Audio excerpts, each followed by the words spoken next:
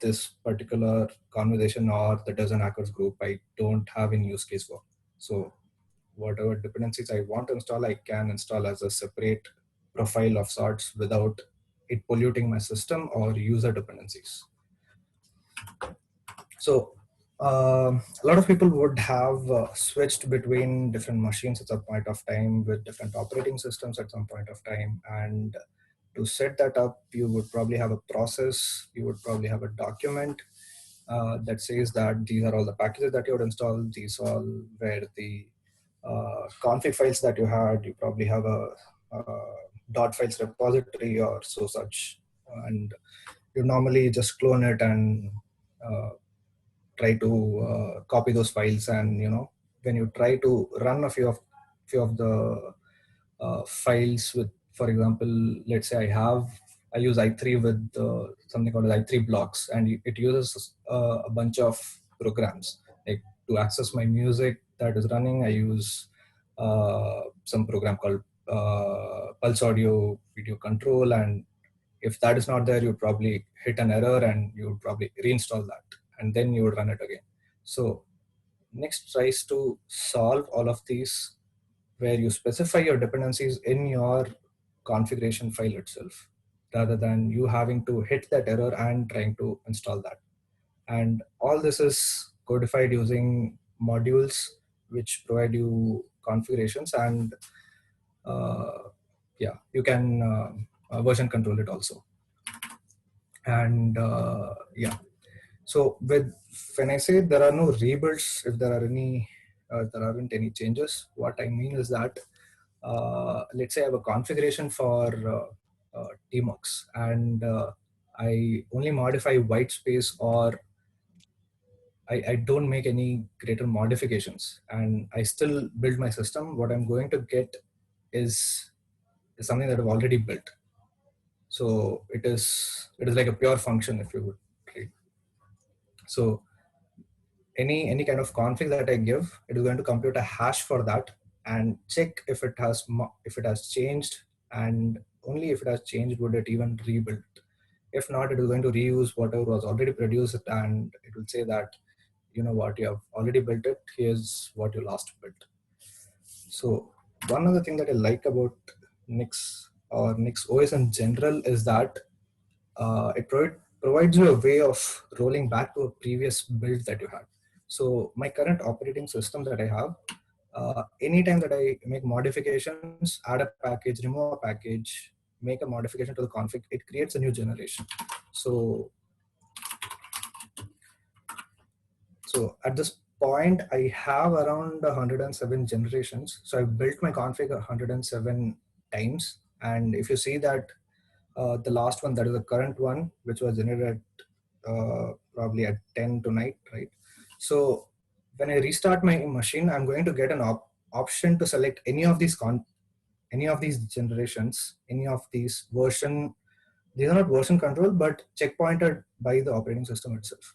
So I could select any of them, and I would get a system at that particular point with that system configuration, keeping all your uh, user files and user file system intact, right? So yeah, so I've actually run into an issue where I had to use rollback, and a lot of times when probably if you have used Arch or if you update your system frequently, there's a display driver that releases, or probably your network card bogged out and you want to switch between wireless and network manager, or want to try different NVIDIA drivers and whatnot. You probably end up with a blank screen of sorts, and now you have to chroot into your machine or use a live bootable and try to tinker with that. So I have run into an issue where I couldn't access Wi-Fi because I had modified something. All I had to do was restart it and select the previous generation, and I get the same config that I had in the previous generation with the actual wireless configuration running. So this has been a godsend so far. So I'd probably like to show like how or what exactly goes into my current base configuration of sorts. So this is the base configuration. So all of these are modules that are exposed by the Nix module system and the Nix package manager. So to start off with something very simple, like if you are familiar with the Linux side of it, there's WPS applicant, the wireless side, or there is network manager that a few people use. So it's as simple as saying wireless.enable or networking.networkmanager.enable of sorts. You set your time zone, you set your system packages, you say that these are all the packages that I want for the system, and so that you at least have something or the other running without having to install all those packages here. I would come to the user side of packages in a different config, right? So how do you enable Docker? Do you want to start SSH? Do you want to use Lite for backlight? Do you want to use ADB? Do you want to use OpenSSH? And how do you set users? So setting a user is just as simple as this, saying that, okay, this is my username. Is the user a normal user? What are the shell type? What are the groups that the user belongs to? And right. So once I have this configuration kind of set up, now I kind of have to rebuild my system that kind of goes something like this. So I want to switch to this new configuration. I could either test this new configuration or I could build this new configuration. And I want to say that I want to use the configuration at this particular path where I have separated configs for based on hosts. My home laptop is one host, and I have another host for my desktop at work. So it's going to try to see if there are any updates that are available, and it's trying to say that it will try to say that it's going to build the system configuration. I've not made any modifications as such. So if we look at generations, it's still going to be 107. So this is on the system side of it, and yeah, I'll get back to how they are all managed, right? So at this point, I'm sure a few people are wondering, where do these packages come from? What is the source of all of these? What there should be a central repository of sorts that someone contributes to or someone connects to and fetches those packages from, and that is where the next official repository kind of comes in.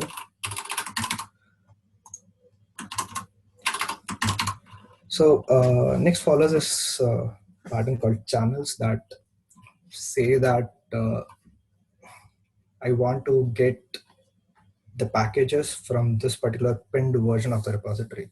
So at this point, I'm following this channel called 20.03. So there's supposed to be a release in this month. There's a release release every 6 months, which you could look at. Yeah. So this is the main repository where people contribute.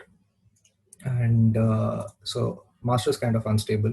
They have separate branches and releases of sorts for different channels.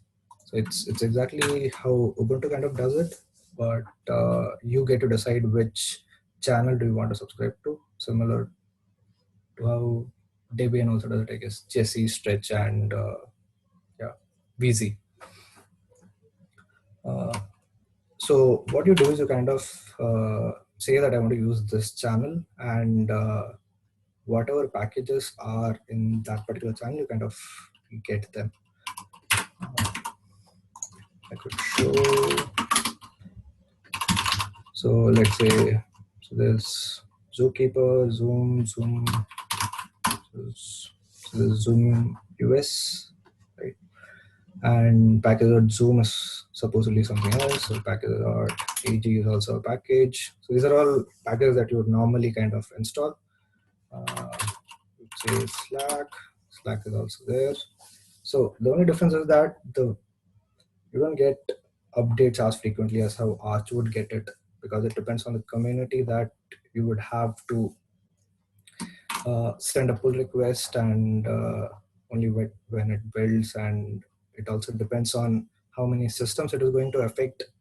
I'll probably show you a personal PR and how they decide on.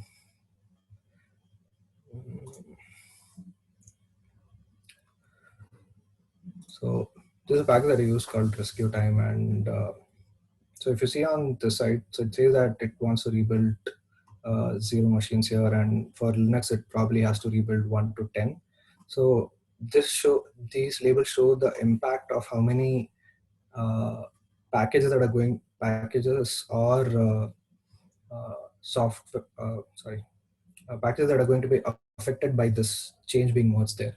So if, for example, there is a new Qt update or new Mono update, it is going to affect a lot of packages, because there are a lot of packages that depend on it, like Sonar or Qt, KeePass XC or anything. So in that aspect, it would probably not be released in uh, in the current channel.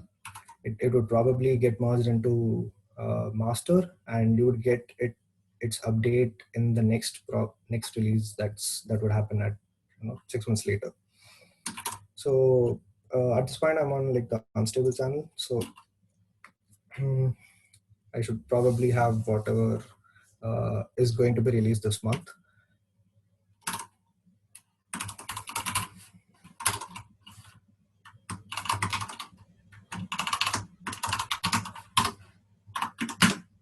Okay, so I was mentioning that when you want to install a package, you could install it as system wide, or you could install it as a user, right?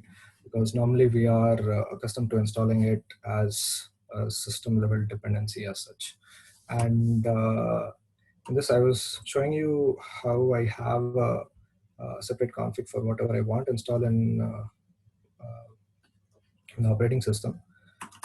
I'll show you what all I have that is only user specific. So this is a config for just this particular user. I have these specific packages. So if you are familiar with Arch user repository, so these are all packages that people contribute to AUR, but they're not on the Nix repository. So I've had to manually write code to how to install them in this operating system, because this doesn't follow the /bin/bash. So there's no /bin/bash. So yeah, bash is just something that is at a different location. ZSH is at some different location. It doesn't follow the normal hierarchy. And that is why you should have your scripts always start with user bin env bash ZSH or whatnot. If not, it would not work on the Nix system. So there are a lot of tools that do this automatically for you in the Nix repository itself. So yeah, these are just modules that are provided by Nix to say that I want to enable these, I want to enable whatever these tools are, and if there is a specific config for all of these, those are also available. These are all the packages that I have for this particular specific user, right? So I'll show you a difference between how my older config looked and how the new config with Nix looks, right? I'll take Tmux as an example. So this is a huge file of sorts. Yeah.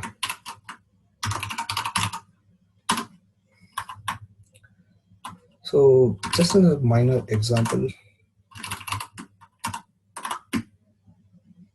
for some reason, Tmux has this weird thing with copy paste, which I don't know. After a lot of testing and experimenting, I came up with this config, and it seems to be working. So on the left is my older config, which is just a tmux.conf file, and it uses this command called xclip, package called xclip. And if I would normally try to, use tmux out of the box and copy this config over and try to copy it, it would probably not even complain. It would probably, I don't know, just not run that command at all.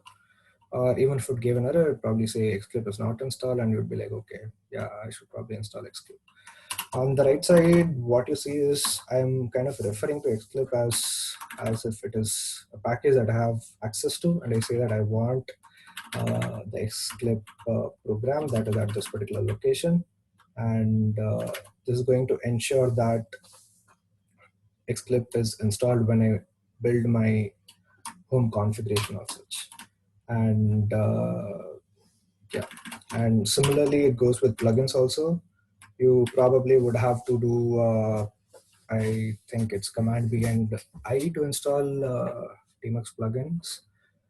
And yeah, on the right side, these plugins are kind of part of the module system itself, and you just have to specify that these are the plugins that you need, and this is kind of the extra configuration that you would want for this particular plugin.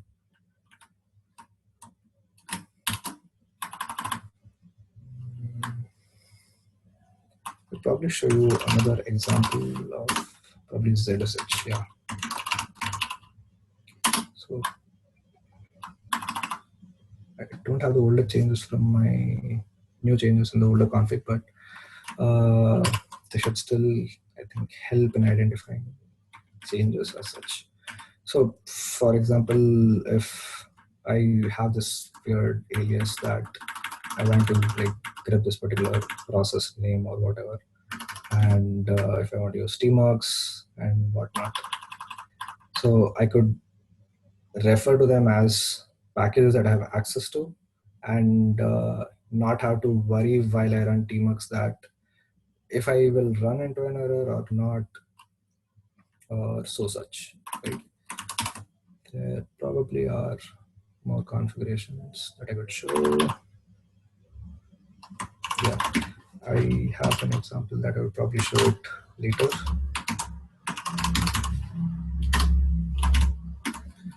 Yeah, so I'm not sure if that was clear enough. So I'll come to what are the bad parts about Nix in itself. So as any other tool, Nix has documentation. There's no doubt about it. It's just that it's very difficult to understand, and there are no proper tutorials to get around that part. So it's been difficult trying to understand unless you ask for some help who is already working with Nix for quite some time. And the learning curve is very, very steep. It's just, and error messages are bad. People are working on fixing the error messages, but I'm not sure what the status of that is. I did mention I would show an example of a configuration file. So this seems like a very, very huge configuration file for no reason. So I could show difference probably here on how the package differences are. So I want to start transmission when the system starts up. So I'm referring to transmission here. I want to start rescue time when the system starts up. I want to I want to set the default volume. I want to set numblock to on, and I'm referring to all of these as packages, which I kind of have access to. Similar to how if I want to use PACTL to control my volume, or use light to control my background, or use GNOME screenshot to use to take screenshot. So I was mentioning that Nix could also be used for managing project dependencies. In this particular case, I'm not uh, used as a project dependency. I've used it as a bash script generator of sorts. You can generate bash scripts using Nix also. So I have this log file which I use when I lock the system using i3. And this is the older script, and this is the newer script. So it's writing a script called lock. It uses Scrap to take a screenshot. It uses ImageMagick. So all the dependencies I've mentioned them right here without having to add a comment or any documentation saying that, hey, you know what, before trying to run all of these, try to install these so that you don't run into any issues. So how does it ensure that you don't rebuild stuff again, or how do you make sure that uh, things are what exactly you say they are? So this is an example PR of sorts.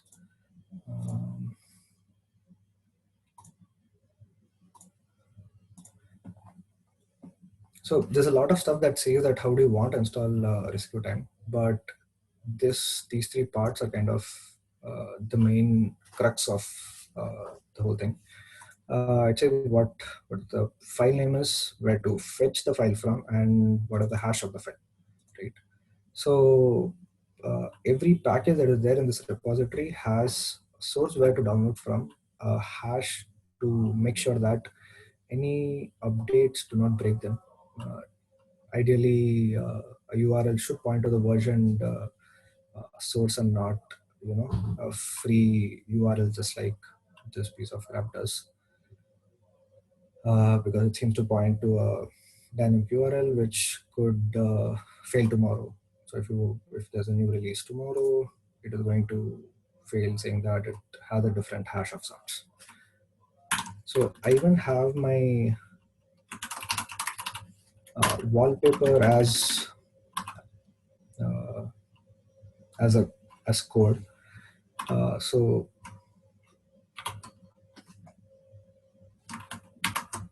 this is the wallpaper that I have right now, and it is fetched from this particular URL, and there's the hash for that. Now, for example, if I change the hash for this and try to rebuild this,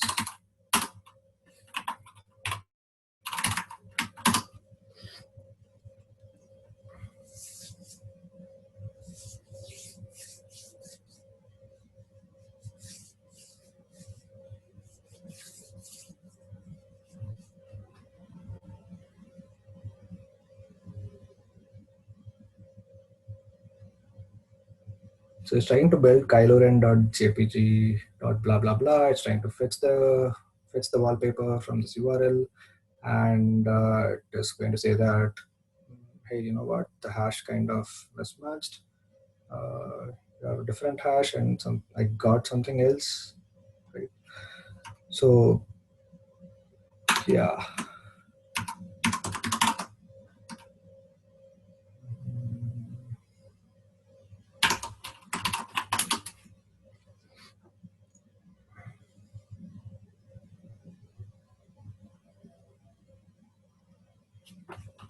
I'll also show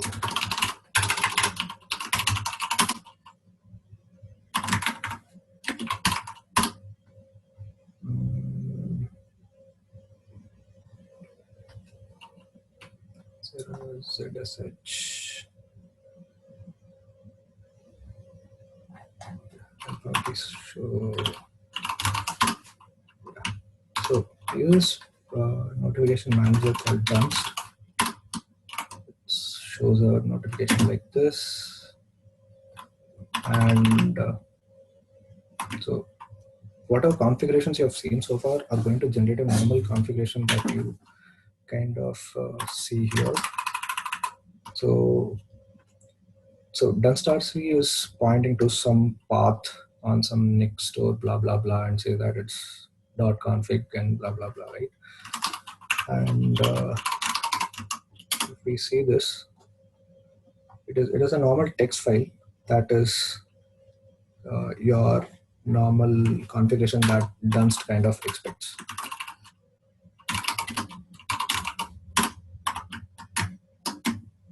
So it's like a wrapper over something, which is in a way ensuring that you don't use values that are not accepted by the configuration, and at the same time use values that kind of match with what kind of Dunst expects. So let's say that I want to use this icon theme, this is the name, and this is the size of that, and these are the parameters to generate, right? I could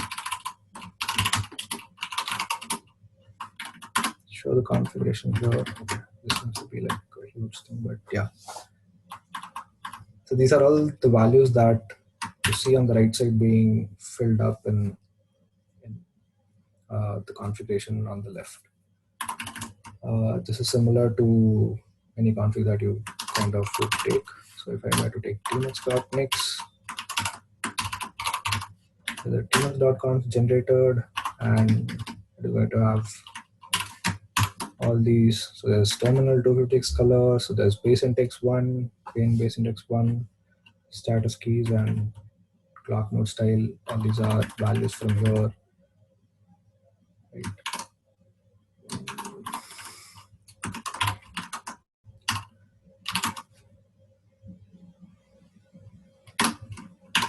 So we're looking at this specific symlink that it was pointing to. Right? So this is where whatever you kind of install is kind of installed, for the lack of better word. And these are all symlink to whatever you have in your specific user, right? So Dunst is kind of installed at this particular place, and I did mention that I have Zoom running as as a separate entity that is not available outside. I'll show you a separate example.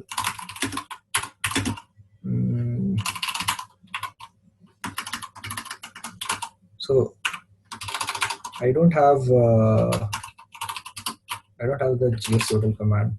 Or if you have any other suggestions of packages to try, we could try that also. So I'm kind of opening a shell with only Google Cloud SDK, which will not be available elsewhere. So yeah, I have gsutil here, but so this is root user. Yeah, you can say it's not installed. If I try it from my user and say that it's not found, say that okay, it's not found, but I'll say that it's some next door Google Cloud SDK, blah blah blah blah blah. Right? So yeah, this gives you a way to not install as a user, not install as a system-wide dependency. This allows you to test something right away just for a couple of minutes of sorts. But if I want Google Cloud SDK as a user, I'd probably say this is your, you could say virtual environment install of sorts, where virtual environment is your user. Right.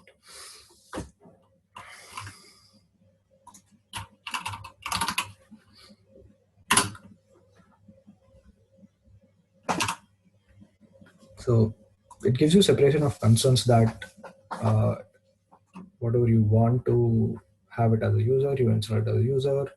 Whatever you want to just test and forget about it, you just forget about it, kind of thing. So we're looking at a lot of generations also.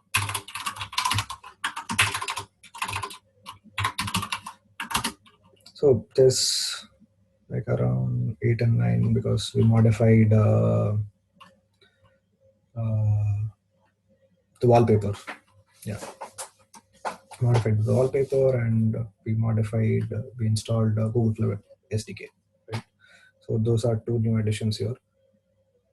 So the drawback of having these many generations is that it takes a lot of space, and you would probably have to clear them out once in a while of sorts. It feels like I've gotten more deeper into something. So I guess I'll probably stop at this point. If you guys have any questions, or if you would like to see something else, and yeah, would want to try something else. Let's see.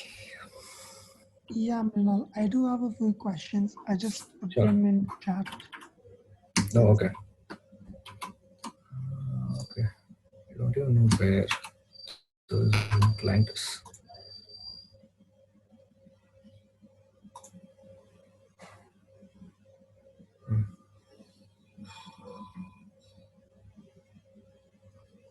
Yeah, I mean, I'll just ask Right. you. Yeah. So, Okay. what if you want to? Hey. Yeah. What if you want a Yeah. different version of a package? Yes. Yeah. Correct. Yes. So that is what, in a way, I'll show that to you. That is what kind of what my PR at this point does for this one specific package. So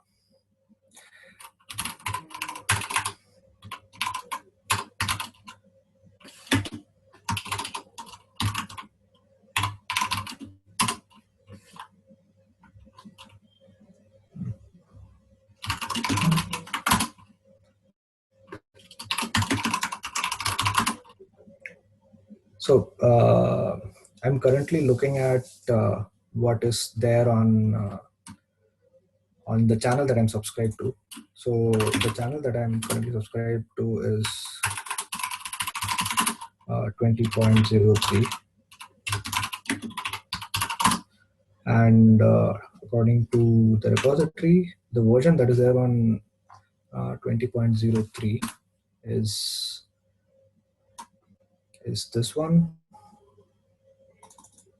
14.5.2, right? So it's going to say that this is what's there in the official repository, official channel that you're subscribed to, right? But I want to use the latest version. I do not want to use something that is outdated, right? So so you can Nix provides you a way of overriding a few values from the configuration that it provides. You can modify the way that that a package is installed. You can modify the source of where you want to install from. You can modify the hash. You can modify the version, package names, and whatnot. Right. So you kind of have to tell it that, okay, there's a new version. Where do I get the new version from, and what the hash of the new version is, right?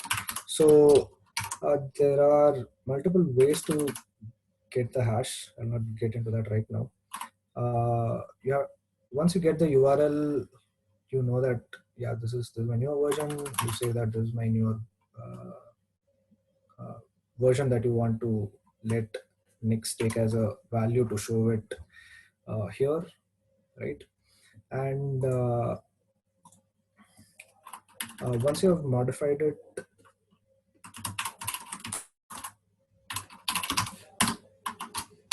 you kind of require that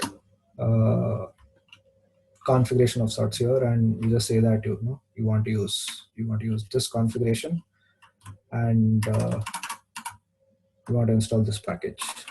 So it is going to take this as a precedence over what is there in the package. And there are ways to modify how a package works too. So for Slack, for example, in this I've not changed it to a latest version. What I've done is I want to start Slack with a smaller font size and smaller icons of sorts. Right? I don't want to create an icon. I don't want to make any such modifications to start it or have an alias of sorts. So what I've done is, right when Slack is installed, I'm going to replace Slack with Slack with bunch of flags, right? So now I've kind of made sure that whenever you want to open Slack, it opens with these flags that I've specified, right?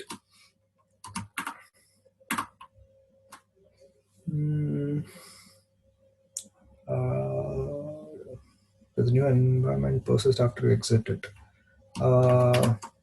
So in a sense, the Gcloud SDK example, this Yeah, one? correct. That one. Yeah. So it is not going to install again. It's just going to say that it is just going to provide me that, yeah, it was already installed. So if you can find out, let me think of a package. Is there a package that probably I've not installed?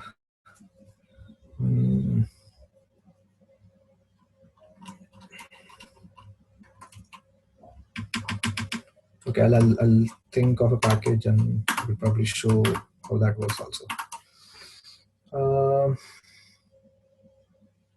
So when you say persist, what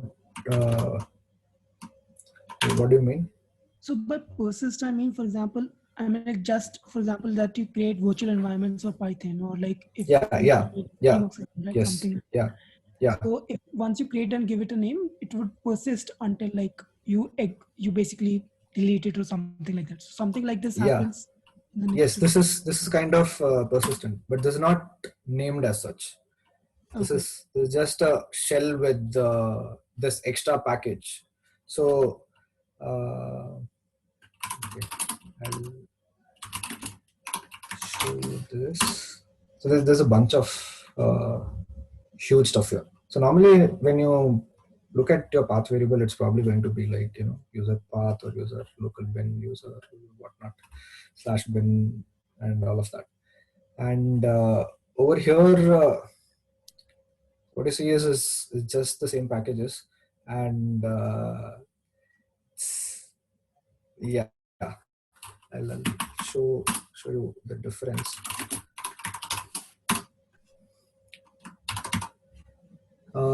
So now there's a bunch of things extra added to this path variable, right? There's a GCC wrapper, blah blah blah, bin-utils, blah blah blah. So there's probably Google Cloud SDK somewhere.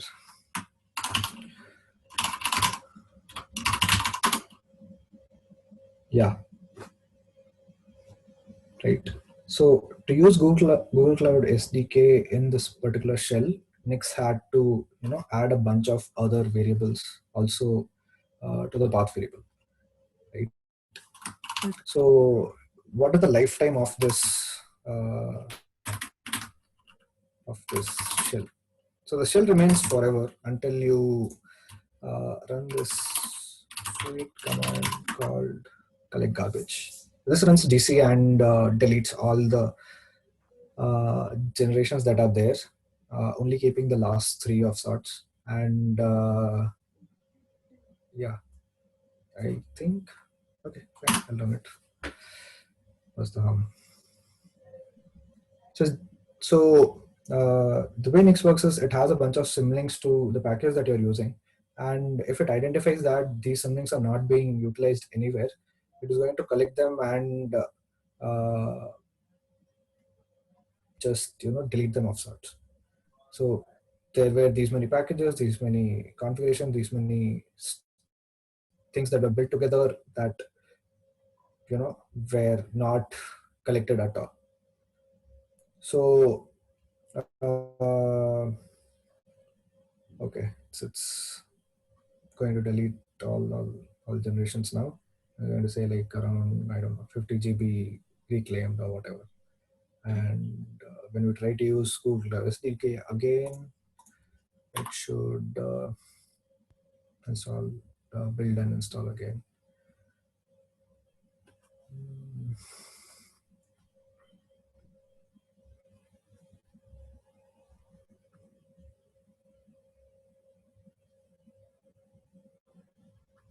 Okay, we'll let this happen for some time. Diff between versions in the sense system generations, or the ones like you have different versions for the Nix, right? So difference between, or a diff between two versions of Nix configs. Can we see that? which configs? So for example, I have so I have this, for example, this config, right? This one, yeah. No, not this one. I mean, Okay, you okay. have those Nix configs, like where you have different packages in them or different. Yeah. So yeah, I have a bunch of packages here. Yeah. So like diff between, can I see something like this there, something like that, so that I can compare between two Nix configs or something? So I Like have configs for each packages. I have an older configuration for that, and the Nix modified configuration. Yeah, kind of compare between the two generations. You want to look at without Nix and with Nix. With Nix, I mean, so you had you told us, right, that you had almost 107 generations and you keep building those. Oh yeah. Oh, okay. Yeah, those ones. Yeah, those ones. So like if I wanted to check between that, what was your difference between your 100th one and now whatever you are using, like 107th one, right? Yeah. How to actually The tool itself, I don't think it provides as such to look at diff between generations. Okay, so you have to remember that it was in 100th and no, you can name your generations. Okay. Yeah, so you can say that the current generation's name is stable or unstable testing, or anything that you want. Okay. If that helps remember and switch, that is. I've deleted I don't know how many, 60 GB, I guess. Yeah, I've deleted that, and okay, so I'm probably using Google Cloud SDK somewhere else also.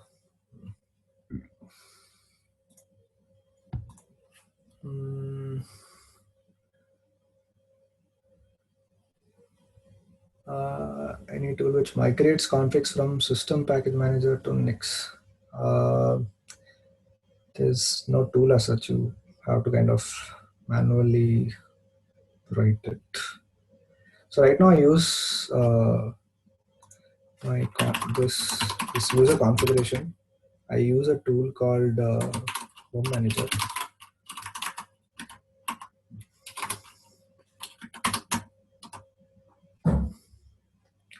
I use this on an Arch machine also, so I actually reuse this exact configuration on my Arch machine using this tool and just have the user set up without any issues. So anytime I make a modification here, I commit push, I pull there and just run the switch command, and it just works like a breeze. So if you want to use it on a different machine, you can still use your system package manager. Using Nix is just to ensure that you have something kind of reproducible of sorts.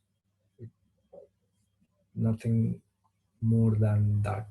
And if you're looking to move to a Mac operating system, I think even then it works. There's a tool specifically for Mac. It's called Nix Darwin. I've not used as such, but a lot of people seem to use this to manage their macOS configurations.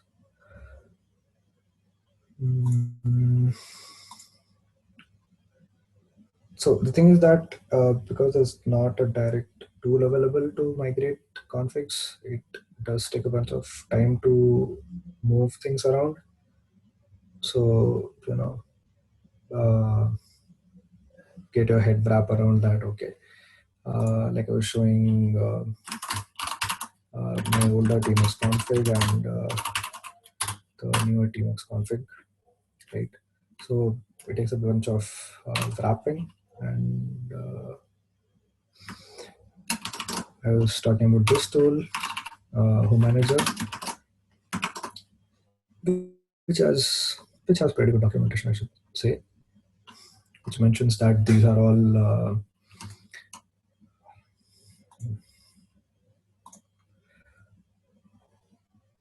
the modules that are available. So for example, whatever you see here, services.emacs.enable, these are all from here. Sorry, that's Emacs. Let's see, ZSH, or tmux. So these are all the options that it provides, saying that aggressive index, space index, clock 24 hours, blah, blah, blah. So similarly, there's an OS module which says that these are all the options that are provided by the OS module. Networking dot wireless is something that we saw initially. So that is this. It says without enable blah blah blah. This is this. Which file it is declared in also is mentioned. Network manager dot enable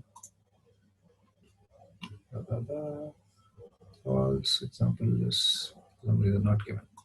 So these are OS modules, and Home Manager is for user modules, and what all are exposed through that. Like i3 has i3.enable, package, config, and a whole bunch of stuff.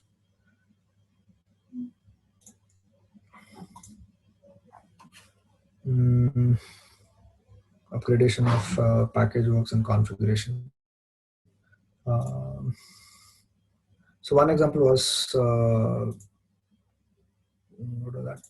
The rescue time example, where there's a new version released and I have to, either I have to first verify that it works. So this is how I kind of verify it. I say that I want to get it from here. This is the hash. This is a new version, and this is. I can't seem to click here, which is weird.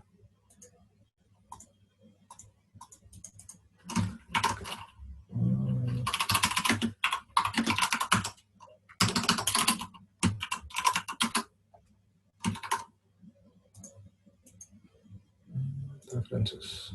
So if you see, I'm using version 2.14.5.3, which is from here, right? But from what we saw here,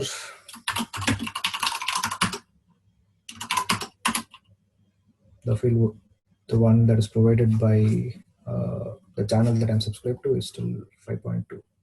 So yeah,